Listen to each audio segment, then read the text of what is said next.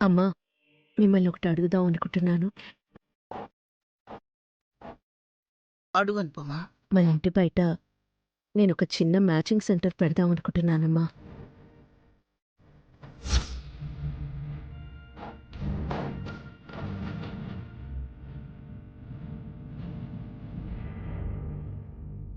బాగుంది. కూతురు ఉద్యోగం చేస్తుంటే తల్లి వ్యాపారం చేస్తుందన్నమాట.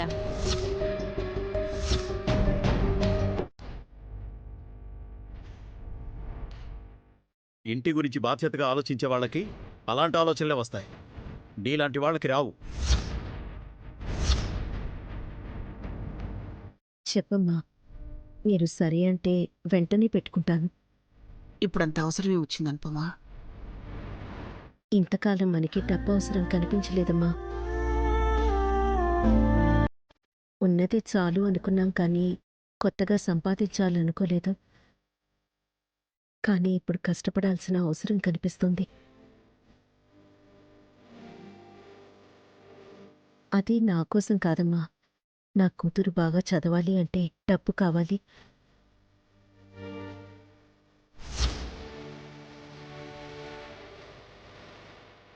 షాప్ పెట్టి ఆ వచ్చిన డబ్బులు కళ్యాణి చదువుకి పుస్తకాలకి ఇవ్వాలనుకుంటున్నాను. పెట్టు పెట్టు, ఇంకదొక్కటే తక్కువ. నా కొడుకు మాటిచ్చాడని నోరు మూసుకొని అన్నీ చూస్తున్నాను. అదే మెయింటైన్ చేయి. ఈ ఇల్లు ప్రశాంతంగా ఉంటుంది. మీరు కాస్త ఆపుతారా?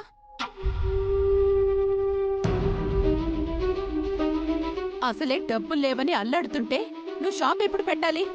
అందులోకి బ్లౌజులు, ఫాల్స్లు, జాకెట్ ముక్కలు, మెటీరియల్స్ ఎప్పుడు కొనాలి? ఎప్పుడు అమ్మాలి?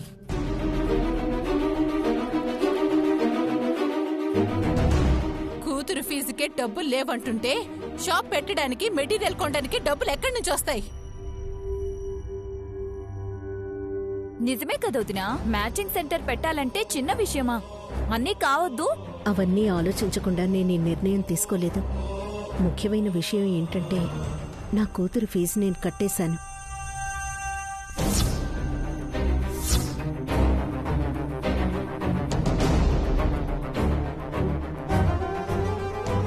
ఇంకా షాప్ పెట్టడానికి డబ్బులు కూడా అవసరం లేదు. మన స్టోర్ రూంలో ఉన్న పాత షెల్ఫ్లు, దారాలు, మిషను అవే సరిపోతాయి. వాటితోనే వరండాలో పెడతానమ్మా.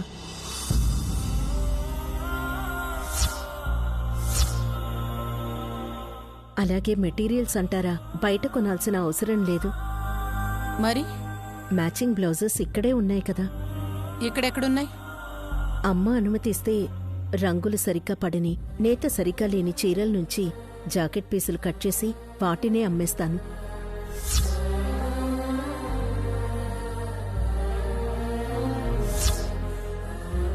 అవి చీరలుగా పనికి రాకపోయినా జాకెట్ ముక్కలుగా పనికొస్తాయి కదా.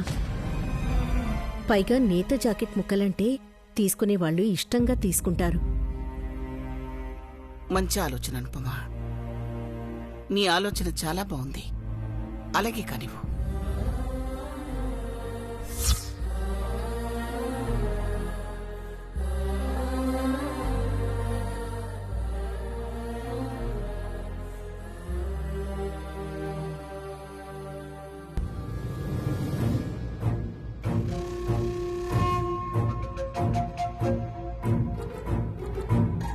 శౌర్య, నీకోసమే చూస్తున్నాను శౌర్య.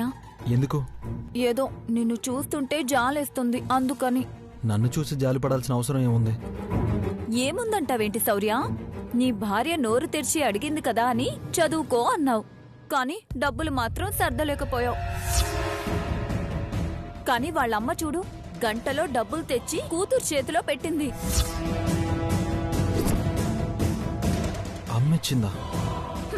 భార్య అంటే కష్టం సుఖం ఏదైనా భర్తతో పంచుకుంటారు. కాని మన కళ్యాణి ఏంటో విచిత్రం. మీ అమ్మ ఎంత అరిచి మొత్తుకున్నా సరే అన్నీ వాళ్ళమ్మకే చెప్తుంది, తన మాటే వింటుంది. ఫీజులు కట్టారు సరే, కనీసం నీకా మాటైనా చెప్పిందా? లేదు కదా. నువ్వేమో ఏదో ముచ్చట పడింది కదా అని చదువుకో అన్నావు. కళ్యాణి వాళ్ళమ్మ కట్టిన ఫీజుతో హ్యాపీగా కాలేజ్కి వెళ్తుంది. పాపం నిన్నేమో అందరి దృష్టిలో చేతకాని వాణ్ణి చేసింది.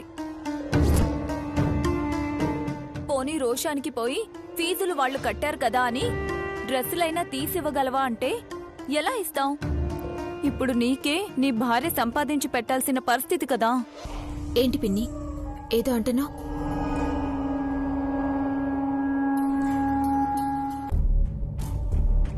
ఫీజు కట్టారా? కట్టాము. మరి ఆ విషయం నాకెందుకు చెప్పలేదు?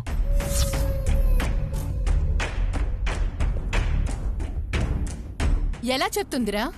పెళ్ళాం అడిగింది అనగానే అమ్మ ఏమంటుందో ఏంటో అని లేకుండా సరే అన్నావు.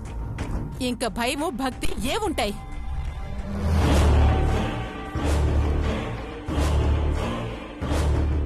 నువ్వు ఆ కాకి చొక్క వదిలేసావు చూడు, ఆ రోజే పోయిందిరా నీ మీద గౌరవం. ఏదో ఉన్నట్టు నటిస్తూ వచ్చింది. ఇప్పుడు ఆ అవసరం కూడా లేదు కాబట్టి నిజ స్వరూపం బయట పెట్టింది. అత్తయ్య, ఆఫీసర్ మీద నాకు గౌరవం లేకపోవడం ఏంటి? ఆఫీసర్, మీకు చెప్దామని వచ్చాను. ఈ లోపు మీకేదో ఫోన్ వచ్చి వెళ్ళిపోయారు. ఈ లోపు అమ్మ ఫీజు డబ్బులు తెస్తుంది, కడుతుంది అని నేను అస్సలు ఊహించలేదు. మీ అమ్మ కట్టింది, నువ్వు కట్టించావు.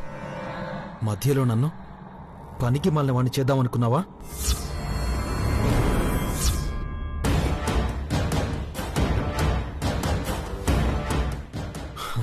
నువ్వు చెప్పాలనుకున్నది నేను వినకుండా వెళ్ళిపోయాను. ఓకే, అమ్మొచ్చి ఇచ్చినప్పుడైనా వద్దు, నా భర్త ఉన్నాడు, ఆయన కడతాడు అని చెప్పాలి కదా.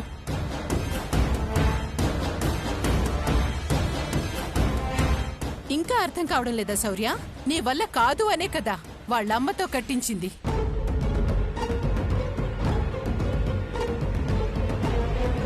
ఇంక నువ్వు కడతావని ఎలా చెప్తుంది? అత్తయ్య, ఏంటి నిజం అదే కదా? శౌర్య, నువ్వు కళ్యాణిని అపార్థం చేసుకుంటున్నావు. కళ్యాణికి నేనే రోజు ఏమీ చేయలేకపోయాను. తల్లిగా ఇదేనా చేద్దామని చేశాను. కనీసం ఈ ఆనందమైనా నాకుంచరా? నీకానందమే, మాకే బాధ కదా. దమయంతి, దయచేసి భార్యాభర్తల విషయంలో తలదూర్చి చిన్న చిన్న విషయాల్ని భూతద్దంలో పెట్టి చూపించకు.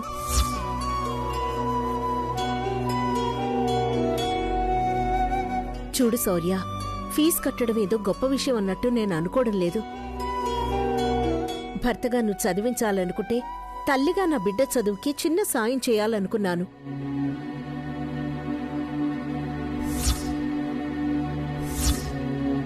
అది తప్పు అని నీకెలా అనిపించిందో, ఎందుకు కళ్యాణిని నిలదీస్తున్నావో నాకు అర్థం కావడం లేదు.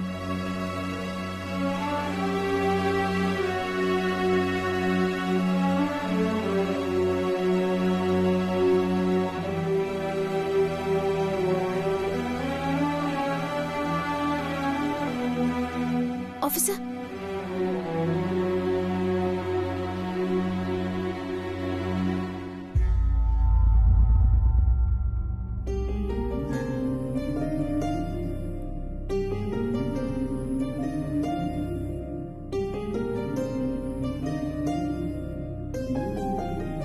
వచ్చిందత్తయ్య. Team leader.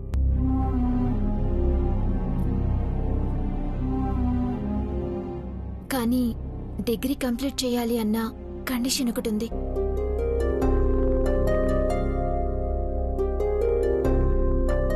కళ్యాణికి నేనే రోజు ఏమీ చేయలేకపోయాను. తల్లిగా ఇదేనా చేద్దామని చేశాను. కనీసం ఈ ఆనందమైనా నాకుంచరా?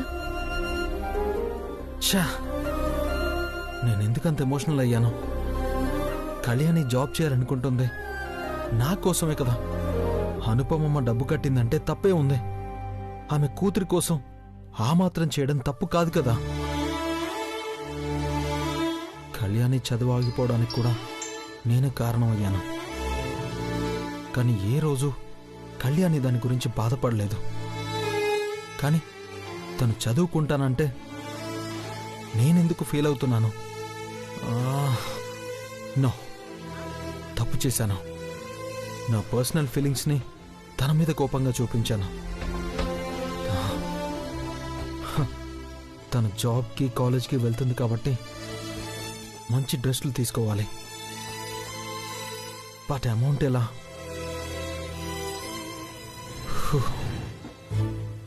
ఎలా?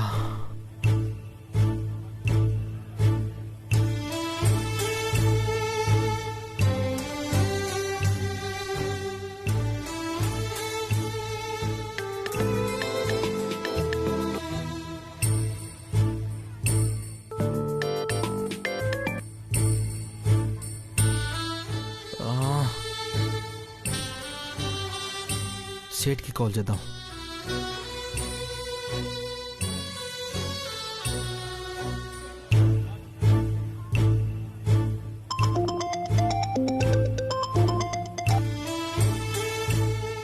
హలో శౌర్య సాబ్, ఎలా ఉన్నారు? బాగున్నాను సేట్జీ. బోలో సాబ్, మీరు ఏదైనా ముఖ్యమైన పని అయితే గానీ ఫోన్ చేయరు. ఏం లేదు సేట్జీ, కాలేజ్కి వెళ్ళే అమ్మాయికి 4 జతల మంచి డ్రెస్సులు కావాలి. కొత్త మోడల్స్ చాలా ఉన్నాయి సార్. 4 జతలు సరిపోతాయా మీకు? కాకపోతే మనీ నెక్స్ట్ వీక్లో ఇస్తాను, పర్లేదు కదా? అరే సాబ్, నేను పైసలు అడిగానా? మంచి డిజైన్ చూసి నేను పంపిస్తాను సార్. పంపించండి. Thank you so much. Okay Shaurya సాబ్.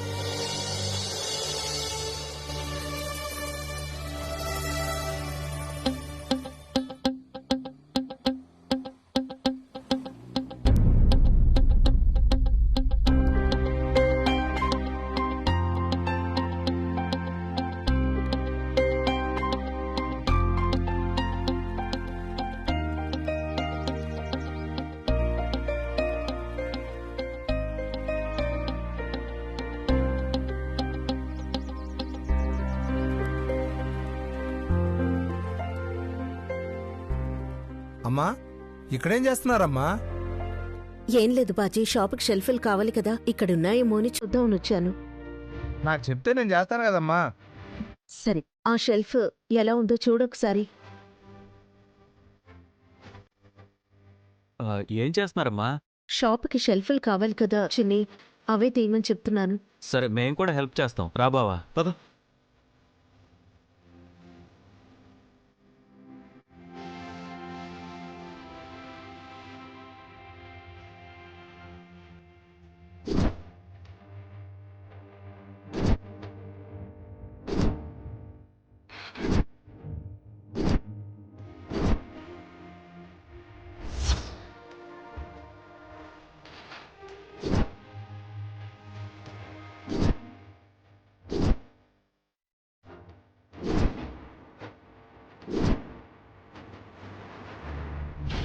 ఆ అనుపమమ్మ కళ్యాణిదే జాతకం అంటే.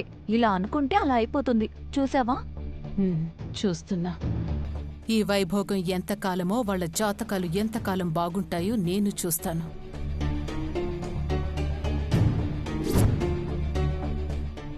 దమయంతి, మీరు కూడా రండి, త్వరగా అయిపోద్ది. నేనా? నేను రాను. అమ్మో, నేను కూడా రాను. నా మేకప్ పాడైపోతుంది. రావే, రావు. నువ్వు గట్టు మీద ఉన్న దిష్టి బొమ్మలాగా అలాగే చూస్తూ ఉంటావు. కళ్యాణి, కళ్యాణి ఏమైంది? అయ్యో, రక్తం వస్తుంది. కళ్యాణి, ఏమైందమ్మా? ఏం కాలేదమ్మా. ఏం కాలేదంటావేంటి? రక్తం వస్తుంటేను. శౌర్య, తీసుకెళ్లి కొంచెం పసుపు పెట్టు. పర్లేదమ్మా. వెళ్ళు, చిన్ని వాళ్ళు ఉన్నారు కదా, వాళ్ళు చేస్తారు. తీసుకెళ్ళు. త్వరగా తీసుకెళ్ళి శౌర్య. మేము చూసుకుంటా, అలా వెళ్ళు. రా కళ్యాణి. తీసుకెళ్ళు.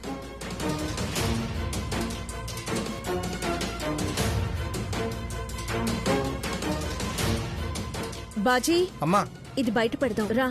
అట్టగనమ్మా. రా బాజీ.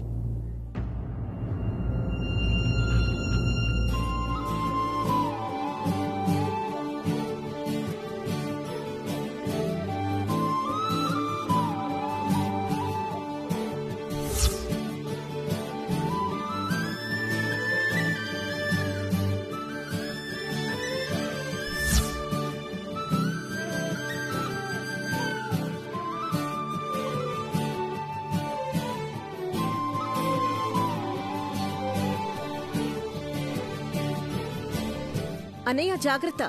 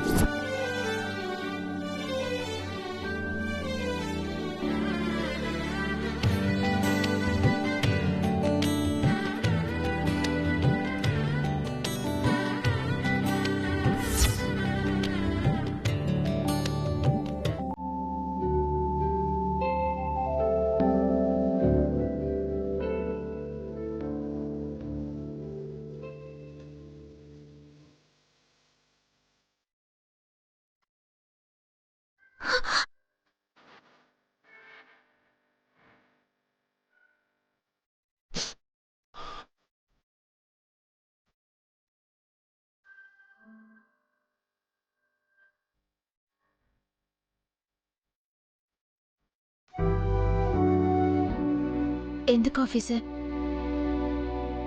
అంత కంగారు పడుతున్నారు? చిన్న గాయమే కదా, తగ్గిపోతుంది. ఎప్పటికి తగ్గుతుంది? నువ్వు కాలేజ్కి బుక్స్తో వెళ్ళాలి గాని ఇలా గాయాలతో కాదు.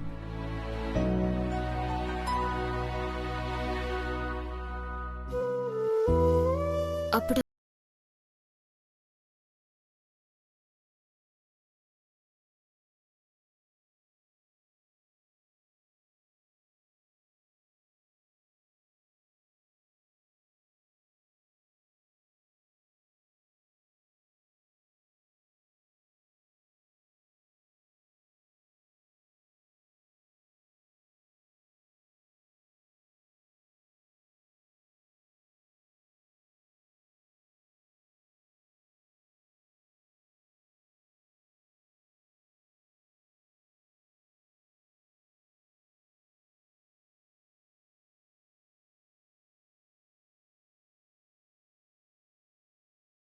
అవసరమా?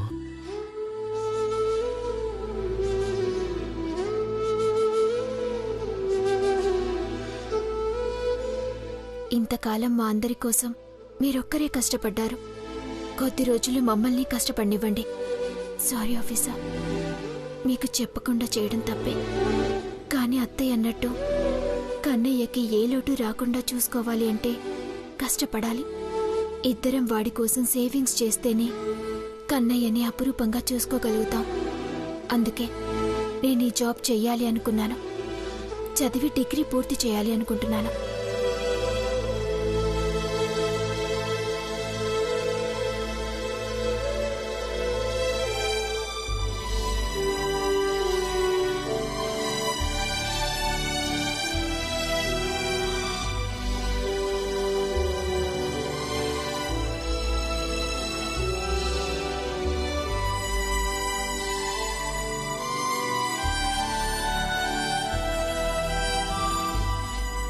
Good night Kalyani. Good night officer.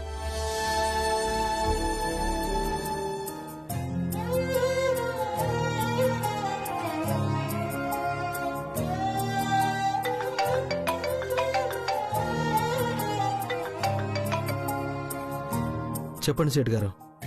శౌర్య సాబ్, మీరు అడిగిన డిజైన్లు రేపు ఉదయానికల్లా రెడీ అయిపోతాయి. ఉదయానికి అందించగలుగుతారా సేట్జీ? తప్పకుండా సార్, మీకోసమనే మా వాళ్ళు రాత్రంతా పనిచేస్తున్నారు. Thank you Sethji, thank you so much. మీరు ప్రశాంతంగా పడుకోండి సార్. ఉదయానికల్లా డ్రెస్సులు మీ ఇంట్లో ఉంటాయి. Thank you Sethji, thank you so much. ఉంటాను సార్.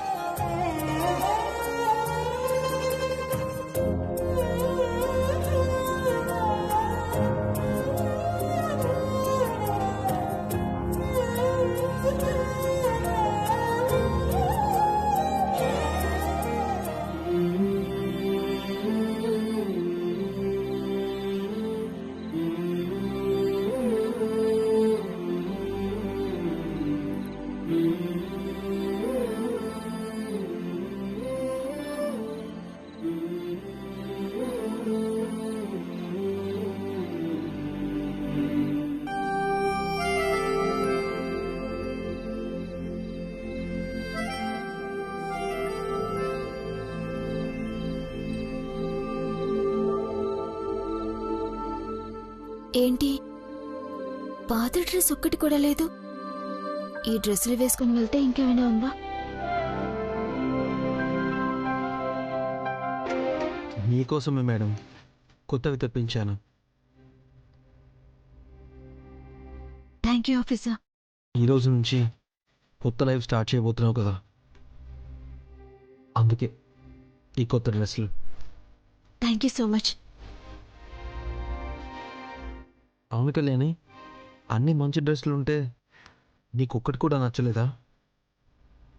మరీ అంత కొత్తదెందుకు, కొంచెం పాతది వేసుకుని వెళ్దామని. పాతది వేసుకెళ్లాల్సిన అవసరం నీకే ఉంది. ఆల్రెడీ ఒకసారి వేసుకున్న డ్రెస్ మళ్ళీ వేసుకుని వెళ్ళకూడదని నీకోసం ఈ అందమైన కొత్త డ్రెస్ తెచ్చాను. నువ్వు వేసుకుంటే దానికి మరింత అందం వస్తుంది. అవును, డబ్బులెక్కడివి? అవన్నీ నీకెందుకు చెప్పు. నీకోసం న్యూ డ్రెస్సెస్ తీసుకురావాలి అనుకున్నాను, తెచ్చాను. గిఫ్ట్ ఎలా తెచ్చానో ఎంత అని నువ్వు అడగకూడదు, నేను చెప్పకూడదు.